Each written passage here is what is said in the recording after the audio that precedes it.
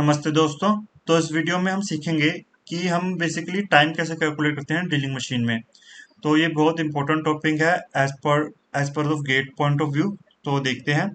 तो देखते हैं इस क्वेश्चन में हमें गिवन क्या क्या है। हमें क्या है कि टाइम निकालो, कितना लगेगा कि जब एक थिक प्लेट है 25 mm की, ठीक है, 25 mm की थिक प्लेट है और एक ड्रिल बिट है जो बेसिकली 300 आरपीएम से रोटेट कर रही है और उसकी स्पीड है 0.25 mm पर रेवोल्यूशन।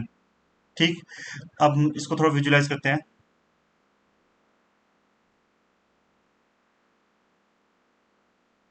तो इन्होंने कहा है कि भैया जी आपके पास 25 mm की एक प्लेट है। ठीक। अब मेरी जो ड्रिल बिट कैसी होगी, ऐसे तिखी होगी कि सीधी होगी? अब यहाँ पे एक तुम चीज नोटिस करोगे, क्वेश्चन में कहीं पर भी थीटा नहीं दे रखा। जब थीटा नहीं दे रखा तब तुम हमेशा ना इस वाली ड्रिल बिट को कंसिडर करोगे। ठीक है। जब थीटा नहीं दे रखा उस केस में तुम ये वाली ड्रिल बिट को कंसिडर करोगे। अच्छा। तो अब यहाँ पे ना तुम्हें देखते हैं कुछ टर्म समझ नहीं आएगी, जैसे कि फीड रेट का मतलब क्या है, 0.25 mm पर रेवोल्यूशन। इसका मतलब ये है जब ये ड्रिल बिट एक रेवोल्यूशन खत्म करती है तब ये 0.25 mm नीचे जाती है। इसको आप 3D एनिमेशन देख के समझते हैं क्या क्या मतलब है। यहाँ पे एक ड्रिल देख रहे हो, तो जब ये एक रेवोल्यूशन खत्म करती है ये 0.25 mm नीचे जाती है। ठीक है। अब इसको सोल्व करके देखते हैं कि न्यूमेरिकल सोल्व कैसे करना। अब एक चीज हमें सबको पता है कि जो स्पीड का फॉर्मूला होता है वो होता है डिस्टेंस अपॉन टाइम। ये मानते हो सारे? तो लेकिन मुझे यहाँ पे निकालना क्या है, टाइम निकालना है मुझे। तो भैया जी तो टाइम का फॉर्मूला क्या हो गया, डिस्टेंस अपॉन स्पीड। मुझे कितनी दूरी ट्रैवल करनी है, 25 mm। मुझे पता है ये भी। हाँ, 25 mm। अब मुझे स्पीड का नहीं पता यार, स्पीड कितनी है, स्पीड कैसे निकालेंगे? स्पीड के लिए क्या करना होता है आपको, तो यहाँ पे ना एन दे रखा है 300 आरपीएम। अब कुछ लोग ना इसको 2 पाई n/60 से कर देते हैं सॉल्व। तो देखो यार ये गलत है। इससे आपको रेडियंस पर सेकंड मिलता है, ना कि रेवोल्यूशन पर सेकंड। हमें रेवोल्यूशन पर सेकंड चाहिए। तो देखते हैं रेवोल्यूशन पर सेकंड ही क्यों चाहिए। तो देखो 300 आरपीएम है, ठीक है। तो मुझे रेवोल्यूशन पर सेकंड चाहिए। 300 आरपीएम का मतलब क्या हुआ कि 300 चक्कर मार रहा है 1 मिनट में। ठीक है, मुझे तो लेकिन 1 सेकंड में चाहिए। तो अगर 1 सेकंड में चाहिए तो आरपीएम को 60 से डिवाइड कर दो। ठीक है। तो मुझे मिलेगा 5 रेवोल्यूशन पर सेकंड। यूनिट्स का ध्यान रखें क्योंकि ये मैं यूज करने वाला हूं मैं। अब एक चीज, अब देखना क्या होगा यहाँ पे। मुझे पता है मेरी फीड और एन कितना है, ठीक है। अब देखो क्या से क्या होता है। 25 यूनिट्स पे ध्यान देना, 0.25 mm पर रेवोल्यूशन इनटू, ठीक है, ये फीड है। और हमने अभी एन निकाला है 5 रेवोल्यूशन पर सेकंड। ठीक है। ये भी 25 mm है। अब देखो, अब होगा क्या, सिंपल है देखो। से कट गया, रेवोल्यूशन से रेवोल्यूशन कट गया। ठीक है। 5 5 25, 20 सेकंड। बड़ा ही सिंपल क्वेश्चन था। इसमें बस ये देखो, ये यूनिट्स का ध्यान रखना है। अगर मान लो मैं 2 पाई n/60 करता तब मेरे पास रेडियन पर सेकंड आता। अच्छा, रेडियन पर सेकंड क्या यहाँ से किसी से कट रहा है? नहीं। तो तुम्हें यूनिट्स देखने पड़ते हैं कि यूनिट्स किससे कैंसिल आउट होते हैं। ठीक है। ये था एग्जाम्पल उस केस का जिसमें मेरी ड्रिल बिट एकदम सीधी है। ठीक है, एकदम सीधी है ये, टेपर नहीं है। अब टेपर वाली में क्या होगा, अब टेपर वाली का एग्जांपल लेके देखते हैं हम।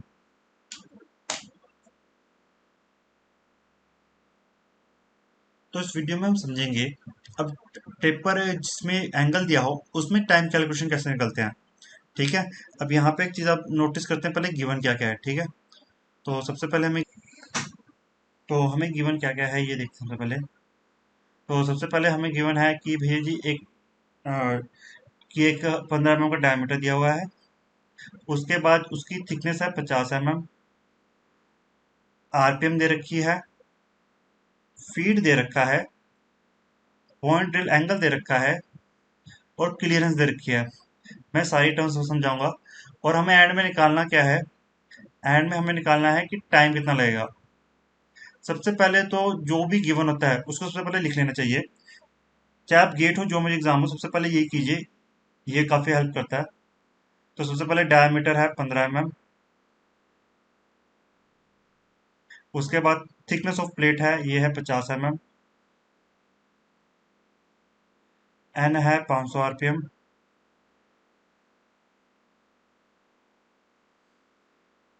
फीड है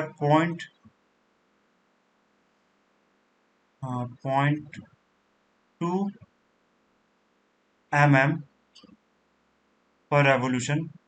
वो थोड़ा गलत सा लिख के उसको इग्नोर करना, 0.2 mm पर रेवोल्यूशन है वो, ठीक है। और एंगल जो देखा है ड्रिल का वो है 118 डिग्री। और क्लियरेंस दे रखा है अप्रोच एंड एग्जिट। अब इसका मतलब समझते हैं है क्या जी, सब कुछ अब सीधे एक एक टर्म को समझते हैं। तो मान लो कि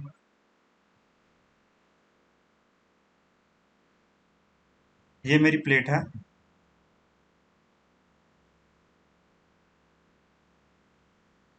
इसकी थिकनेस है 50 mm।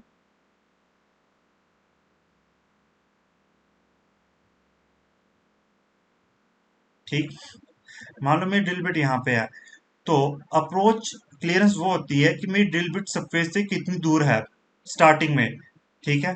तो ये मुझे दे रखी है 2 mm।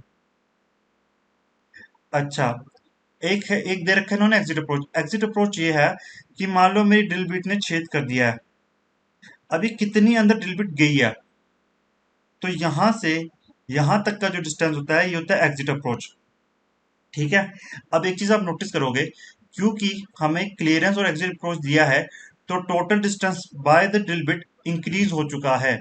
अगर ये सिंपल यहां से सरफेस से स्टार्ट होती, तब तो भैया जी सिंपल हमें 50 mm ट्रैवल करना होता था। लेकिन अब क्या हो गया कि हमें वो भी दे रखा है कि नहीं भाई ड्रिल बिट सरफेस से स्टार्ट नहीं हुई, ये थोड़ी दूरी से स्टार्ट हुई है, और ड्रिल होने के बाद भी वो ज्यादा नीचे गई है। तो ये होता है क्लियरेंस और एग्जिट अप्रोच। तो ये टोटल जो डिस्टेंस है ये हो गया हमारा 50 + 2 + 2 प्लस, अब एक और कौन सा डिस्टेंस आ गया ये सॉल्व होता है। अब एक चीज ध्यान दो, मान लो ये मेरी प्लेट है, ठीक है। ये मेरी ड्रिल बिट है। अब मैं इसको ना अगर 50 mm नीचे लेके जाऊंगा तो ये 50 mm ऐसे जाएगी। अब तुम यहाँ पे एक चीज नोटिस कर रहे हो कि यार ये एरिया तो बच ही गया। तो जब जब टेपर ड्रिल बिट होती है तब हमारा जो डिस्टेंस ट्रेवल होता है वो थोड़ा ज्यादा होता है। तो हम बेसिकली मुझे कितना ट्रैवल करना पड़ेगा, मुझे इतना ट्रैवल करना पड़ेगा कि ये जो टिप है ना ये टिप भी क्रॉस कर जाए। तो फिर हमें डिस्टेंस निकालना पड़ता है इसके लिए।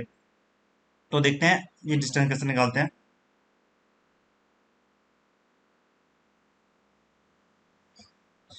तो ये हमें गिवन है 15 mm। ठीक। तो ये आधा डिस्टेंस कितना हो गया, 7.5 mm। ठीक है। अब देखो पूरा जो एंगल था ये था 118 डिग्री। ठीक। मुझे तो लेकिन आधा चाहिए ना, तो ये हो गया 56 डिग्री। अब मुझे सिंपल पता है tan का फॉर्मूला कहता है, tan होता है tan 56 perpendicular from base. Perpendicular कौन सा है, ये हुआ यहाँ पे मेरा 7.5। और बेस, बेस की वैल्यू मुझे निकालनी है। बेस का ये डिस्टेंस टिप की लेंथ कितनी है, तो इसको सिंपल निकाल सकते हैं हम। उसके लिए करना क्या है हमें, simple b 7.5 divided by tan 56।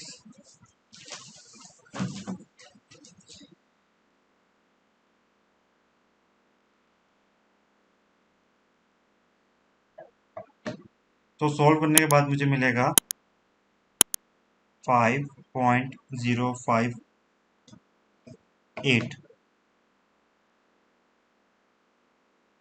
ठीक है। तो ये भी डिस्टेंस ऐड होगा 5.058। मैं एक बार एनिमेशन के थ्रू दिखा देता हूँ मतलब क्या है यार। अब तुम यहाँ पे देखो, ये वीडियो चल रही है, ठीक है। अब यहाँ पे ना ध्यान से देखना। अब तुम देख रहे हो कि ये जो ड्रिल बिट है यहाँ से स्टार्ट हुई है, अब यहाँ पे भी जो डिस्टेंस कवर किया है इसने।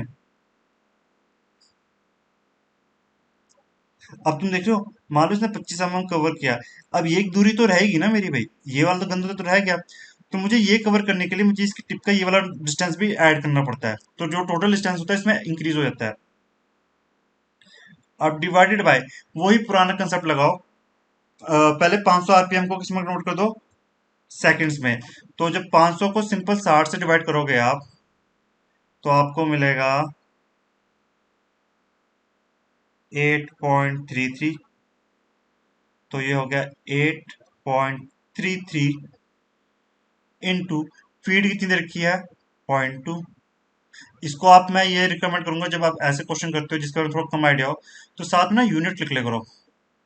जैसे कि मैं यहाँ पे भी यूनिट लिख के लिख दूंगा सारे, आपको क्लियर हो जाएगा कि हाँ भी सही कर रहा है, बेवकूफ़ी काट रहा है मेरा।